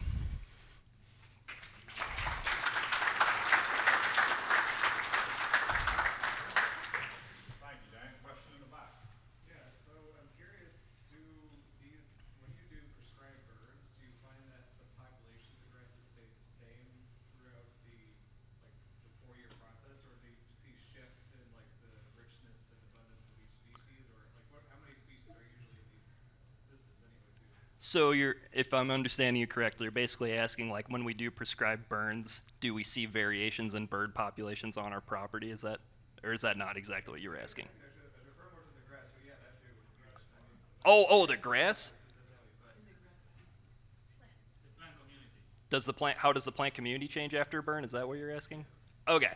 So again, like Chad mentioned, we haven't done a lot of these burns, so we don't have a lot of experience to go on here, but generally speaking, after a burn, you'll actually have less tall grass percent cover. So you can see that's kind of what this figure here is showing, is that just recently after a burn, your tall grass percent cover will be lower, and then as time passes since a burn, you get greater tall grass percent cover, and a lot of this tall grass actually lays down and turns into litter. So that's another big difference between a more recently burned habitat and a less recently burned habitat, is less recently burned habitats basically have, more recently burned habitats essentially have very little litter, whereas if you go on with time since a burn, you get a lot more litter. So this litter can actually smother other plant species in a pasture, which is another reason burning is recommended, because a lot of times these grasses can just smother other plant species. So does that get at your question then? Okay, well, if you have more, you can feel free to find me. Yep. Dr. Kaiser wrote that wonderful book, and he's got a whole bunch of good timing for when you want to burn based on which things you want to knock out. But when are you timing your burns for these birds? So I am not the land manager at Green Acres, but the land manager and the land management staff is kind of shooting for every 3 years, I think. And I think it's just based on kind of this habitat management. So, I mean, there are other considerations to keep in mind if you're trying to achieve a different goal. Maybe it does make sense to burn more or less frequently. Could you give me like a time of year, like a May? Oh, a time of year. Okay, so that depends on what your goal is as well. So this is not my area of expertise, but I think that if you burn in the spring, that is basically the best time to compete with any cool season forages. That'll set back those cool season forages relative to the native warm season grasses. So that would be like a time you would burn, and that's typically when we do it, is we burn in the spring. We are going to do an experiment looking at establishment with forbs and grasses, and kind of looking at fall versus spring burns to see if that maybe makes a difference, the timing of the burn on how much grass or how much forbs you get. Still have to see on that one. But research that Fullendorf and his colleagues have done with patch burn grazing has all been early April burns in that latitude. Any other questions? Do you have any comments about bees? Yes, I actually do. I had more slides on bees, but in the interest of time, I cut them out. Bees largely are just correlated with floral resources. So arguably, that's the best reason to put forbs in a native warm season grassland, is pollinators, because, I mean, if you don't have flowers out there, with the exception of maybe little blue stem, there's just not a lot for those pollinators, I don't think. And forbs add other value in terms of, nutritive value for forage and things like that. But I would argue that you really just need flowers out there if you want to conserve pollinators. Another question for Dan. Actually, sort of on the bee comment, and I think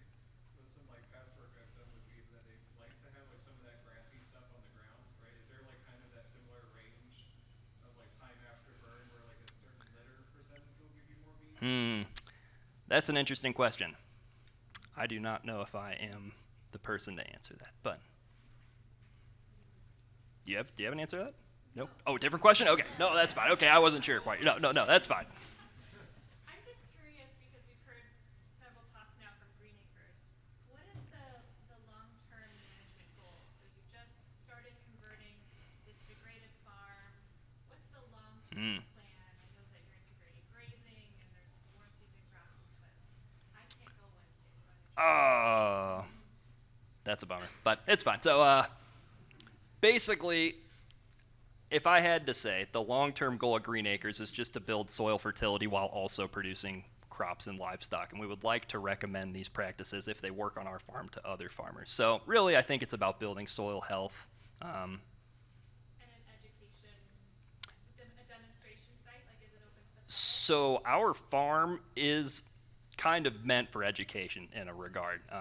So we have plenty of ag education on our site. So, but also part of our mission is to do this peer-reviewed research so that we can also share data and educate in that way. Yeah, no problem. You talked a lot about burning and periodic burning. Mm-hmm. Do you value trees? It's a great question.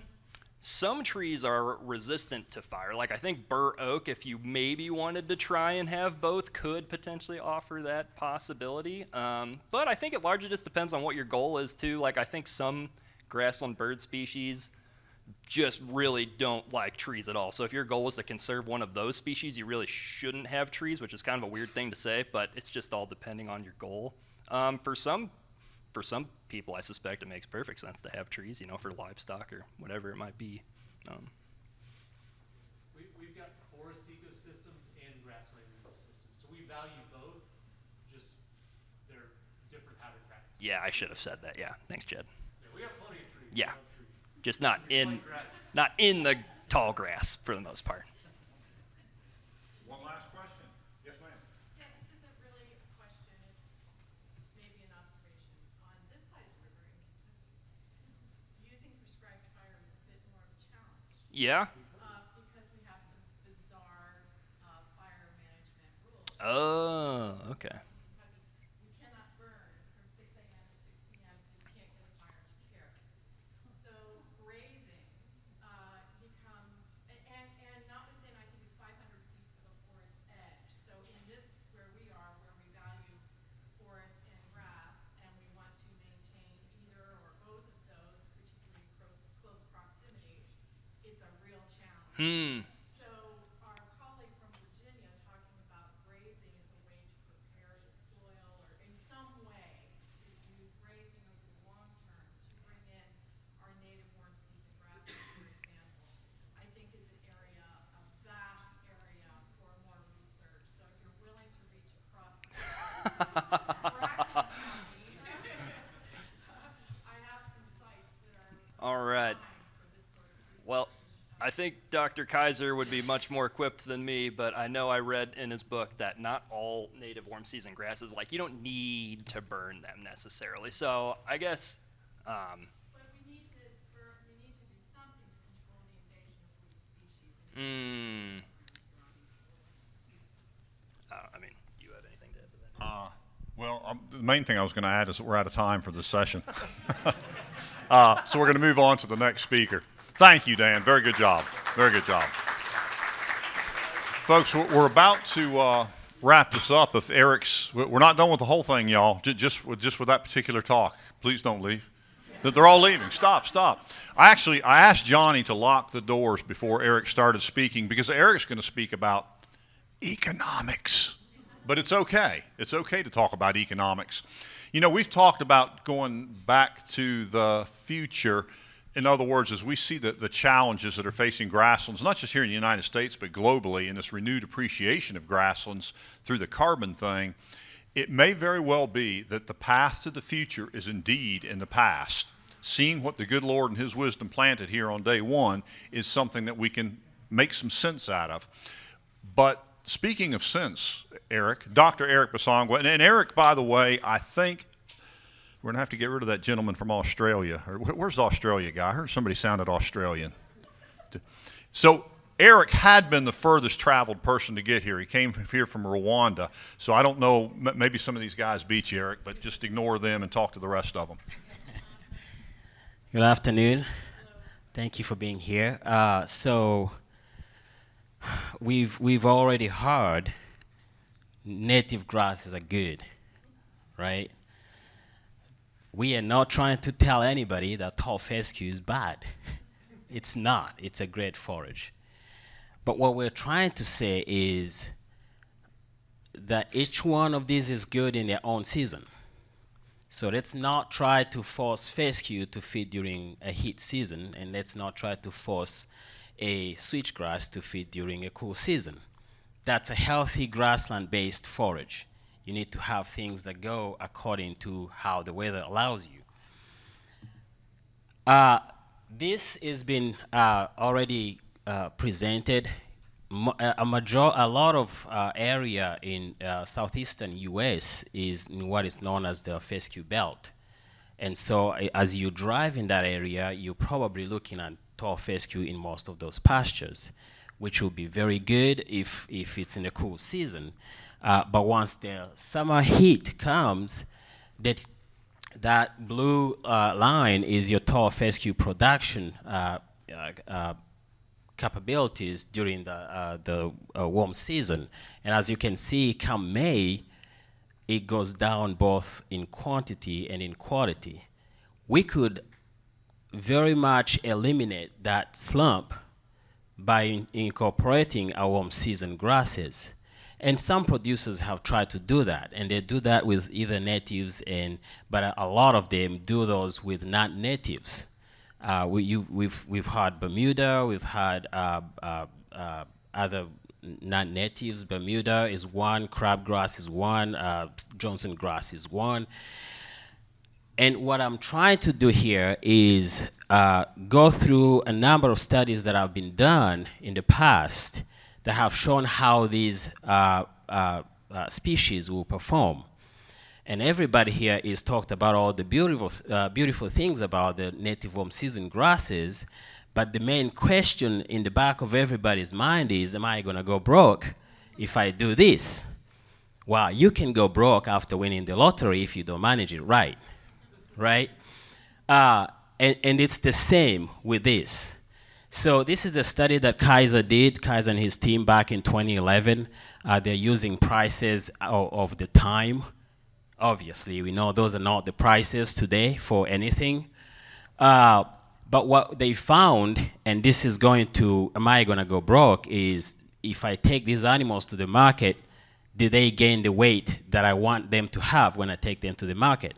So the cost of gaining that weight when you're feeding these animals, fescue, Sudan sorghum grass, Bermuda grass, and big blue stem, and they compared those, and they found if you have your animals on a big blue stem pasture, it's costing you about 68 cents US dollars for a kilogram of gaining that weight.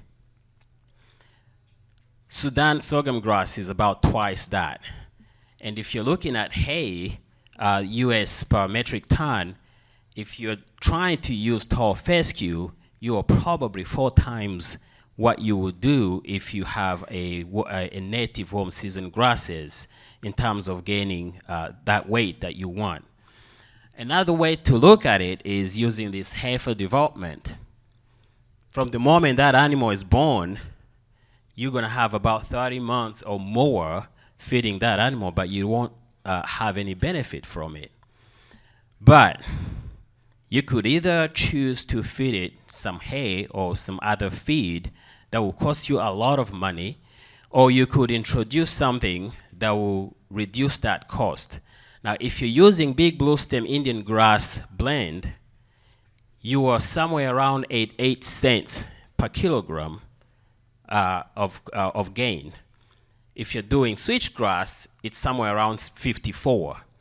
But compare these to tall fescue, to Bermuda grass, it goes somewhere between $2.20 to about $3.94 of those. Now, What I'm trying to say here is incorporating these warm season grasses will allow you to extend that grazing season rather than try to feed purchased feed, which will be very expensive. That's how you go broke. In terms of total gain, this is a thesis by Ezekiel back in 2017. He compared 5 different species. 3 of them you will see, Eastern Gamma, Big Blue Stem, and Indian Blend, switchgrass. Those 3 are natives that we've been talking about. And then you have Bermuda and crabgrass. And in his thesis, what he found was that the natives had an advantage in terms of the gain the animals were getting, and that advantage was somewhere between 65 kilogram per hectare to 115 kilogram per hectare that those animals on native grasses were getting compared to the non-natives. And that is one thing, as we've already heard before, you also need to fertilize those non-natives for them to perform. Much, much more than you would on the natives. This is a different study done in North Carolina, Burns and Fisher back in 2013. And what they found, again, was that comparing these 4, notice that only Bermuda is now the non-native, but the difference is the most thing to notice. 155 kilogram per hectare to 256 kilogram. In other words, if you bring your animals to the market and you've only been feeding them on Bermuda, and I show up with mine from switchgrass, I'm probably gonna have 250 kilogram heavier animal than what you have. Is that a good thing? I think most producers will say yes. Now, another way to look at this is, and we've been hearing this a lot about fertilization, how the natives require much less fertilizers compared to others. This study looked at different native warm season grasses and compared with Bermuda grass and Sudan sorghum grass. And then using the urea, they wanted to see how they will perform.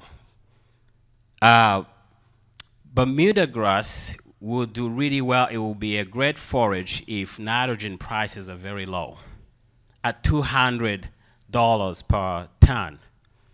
Increase that to 400, and it goes down. Your rate of return goes into the negative.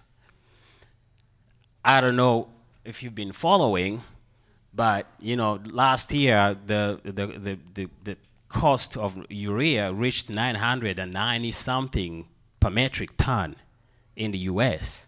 It's going down now, but it's still significantly higher than it was before COVID, which means if you were to use this Bermuda and you need to fertilize as much as it's needed to fertilize, you'll be going broke. You will not make a return on that investment. Payoff period. We've heard in the native system, the biggest issue that everybody talks about is how difficult they are to establish. It costs a lot, and for some of you who have tried, I'll tell you, every time Kaiser and I have tried to establish these things, that becomes the drought year. And then you have to do it the next year. And every time you do that, you have to prepare that soil. You have to use herbicides to kill the weeds. It's a cost, so it does cost a lot. But when compared to Bermuda grass and Sudan sorghum grass, what we found is that after about 5 years, and these natives are fully established, you get into the positive. You start getting a positive return. Bermuda, Sudan sorghum grass, they never recovered. And mostly it's because some of the fertilization and every year seeding and cost and machinery. This is a cool study that Boyer and his team did back in 2020. And what they did is they looked at the probability of having positive returns if you, given which species you are using, you have seeded. And what they found is you have about 97% chance of being in the positive if you incorporate the switchgrass in your system. You have about 87% if you have Bermuda Indian grass blend. Look at the crabgrass, and I don't know if I will know how to use that. That's crabgrass. That's big blue stem Indian blend. Look at that. 67% chance that you're going to go broke.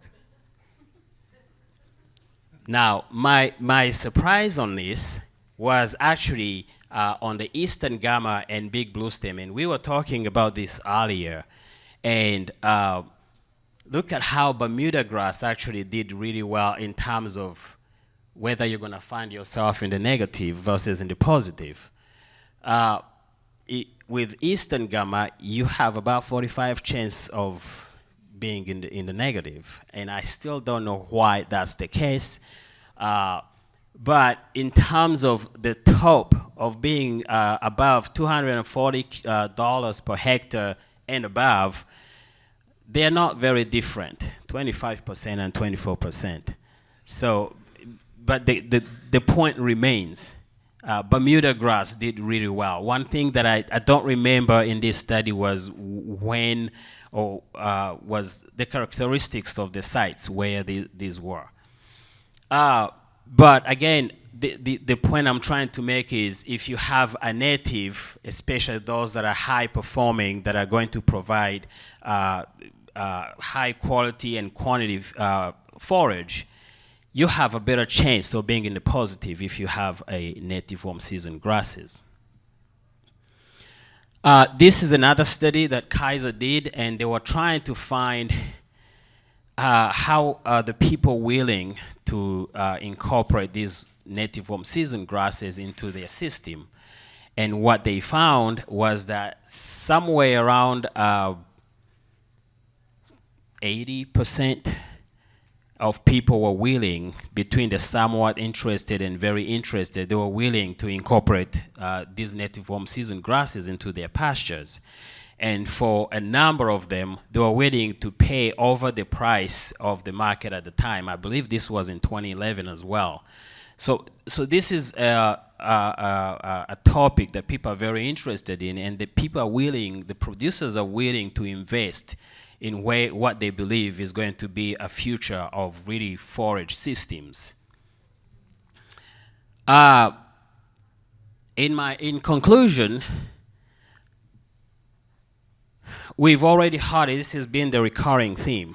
Native warm season grasses are a cost-effective way to provide summer forages for animals because of their high gains, because of the cost of gain for the animals that graze on them, and the low inputs that are required. By the way, my first picture that I started with, we saw a picture of a native grass pasture that had not been fertilized for 5 years, but it was still producing more than twice what you would get in a tall fescue.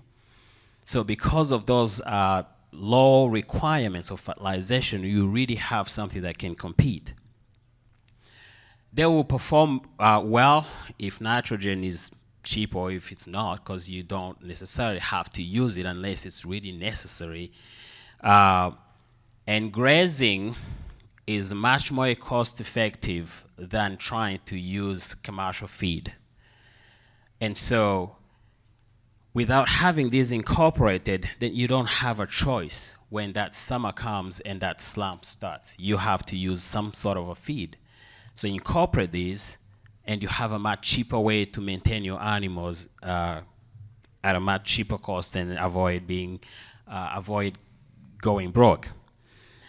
Annual grasses, in every study that I've seen so far, they don't do well. That annual investment that keeps recurring keeps your business much, much lower. And this last part was about another slide that I took out because I thought I would go over my time. But let me tell you, this is another study that also I think it's Boyer et al. They compared the cow-calf business, and they wanted to see between spring and fall and the species that will be good in the fall versus the species that will be good in the spring. So the cool season versus the warm season. And what they found was that the cool season outperformed warm season in the fall in terms of cow-calf operations. But it started going down immediately while the warm seasons were going up. So by spring, they were getting much more benefit from the warm season grass. And that comes back to that point. A healthy grasslands system is supposed to have both. They'll work well in their season, and together they will maintain those animals and that ecosystem. With that, I will take any questions. Thank you.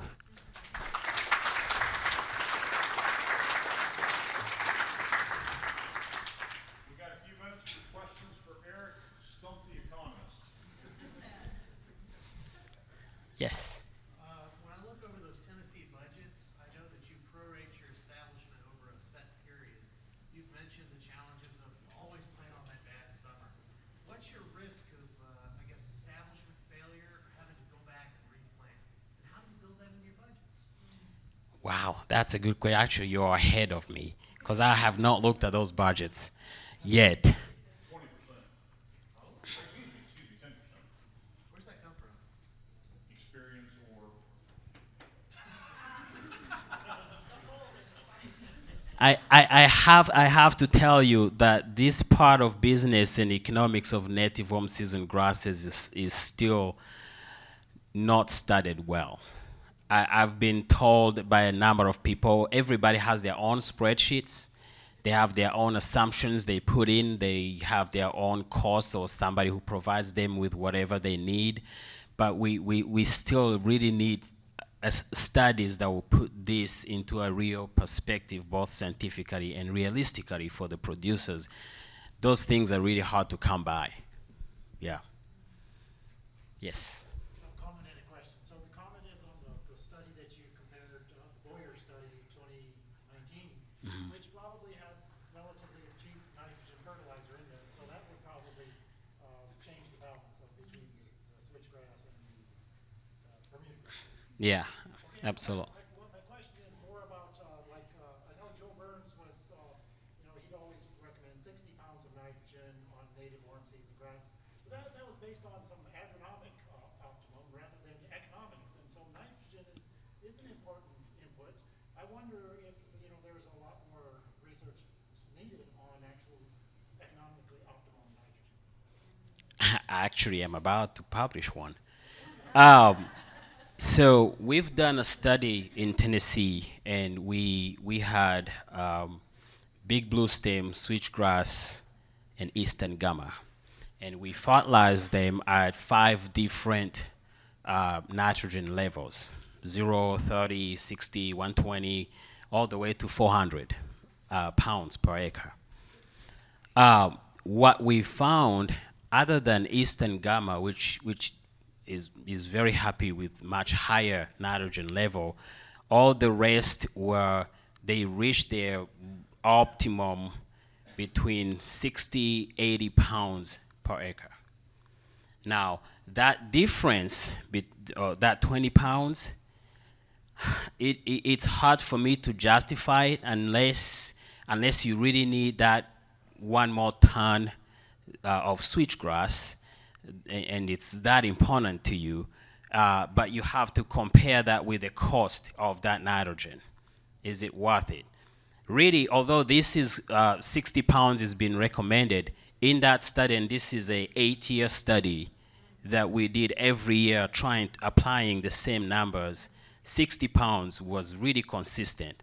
Now, in some of them, we went all the way to 120, but again, you have to look at that difference in nitrogen that you want versus what you produce forage-wise, cost-wise. Does it make sense? And could you qualify that per hectare production. That was I- a clipping study. That was a clipping study, yeah.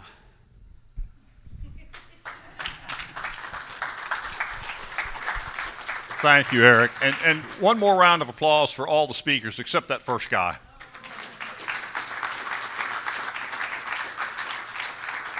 Folks, thank you again for joining us, and those of you that have persevered through the whole thing. The take-home message to me here is that the past may have some important lessons for the future. That's the real message. And that what the good Lord planted here, we ought to take a good hard look at, because it seems to have a lot of good attributes. And as you've often heard, it's part of a complementary system, not a total reset, but an adjustment, right? So I'm going to ask the speakers if they would all linger in the front of the room for a few minutes, if they can, 5 minutes, in case anybody wanted to come corner them with a question. Thank you all so much. Enjoy the rest of the conference.